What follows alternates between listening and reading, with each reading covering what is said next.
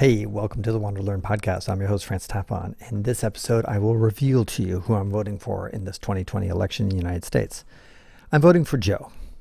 Yes, I think that Joe is by far and away the best candidate for president because she's a woman and she's stands for policies that I believe in.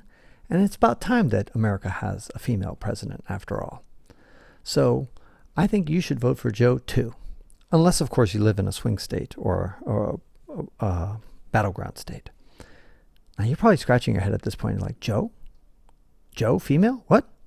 Yeah, Joe Jorgensen, presidential candidate in all 50 states for the Libertarian Party. Lady who's quite accomplished and quite interesting.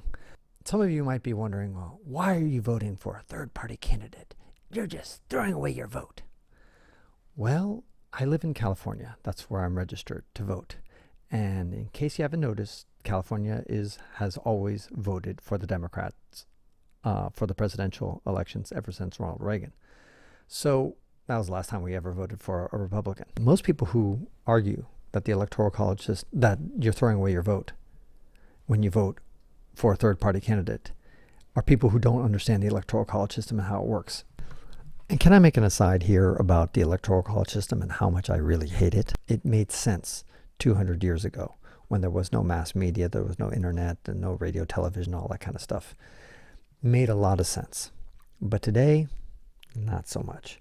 And I just don't see the end of it, unfortunately, because these battleground states gain so much from the money that gets poured into them, the concessions that, let's say, a presidential candidate has to say. They have to say, okay, don't worry, Michigan, I'm going to build a new road for you so that, go ahead. And they get all this money, attention, advertising dollars, all that kind of stuff. And people ignore New York, California, Oregon, Washington, or Texas. Well, Texas is kind of close to battleground. It's embarrassing. I go to travel to other countries and I say, yeah, in America, we preach democracy, but in fact, not every vote counts the same, because the votes from a battleground state are effectively worth much more when it comes to the final decision of who is the president of the United States. We do have the popular vote for other things like the governor or for senators, that kind of stuff. That does matter. You're one person, one vote.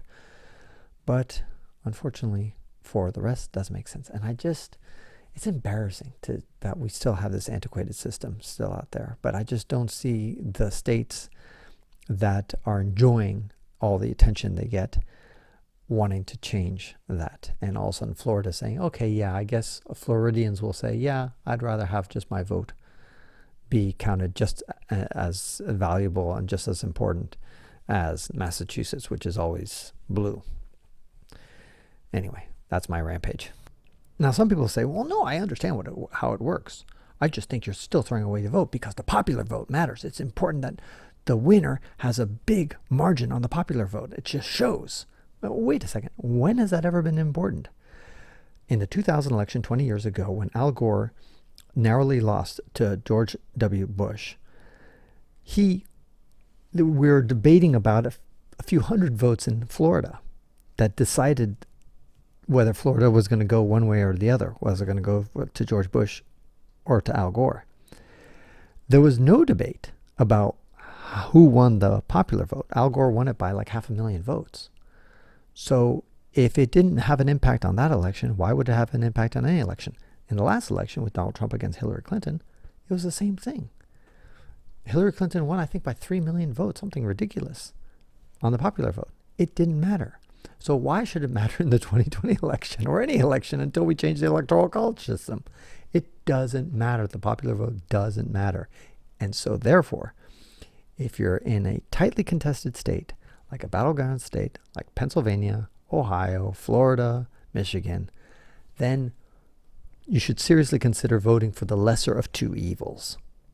If you like a third-party candidate, like the Peace and Freedom Party or the Libertarian Party or the Green Party, maybe you should put aside those preferences and vote for the lesser of two evils, either the Republican or Democrat. And that's strategic voting. But if your state is solidly either one side or the other, screw it. Vote for the person you like best, which, by the way, might be the Republican or the Democrat. on the ticket.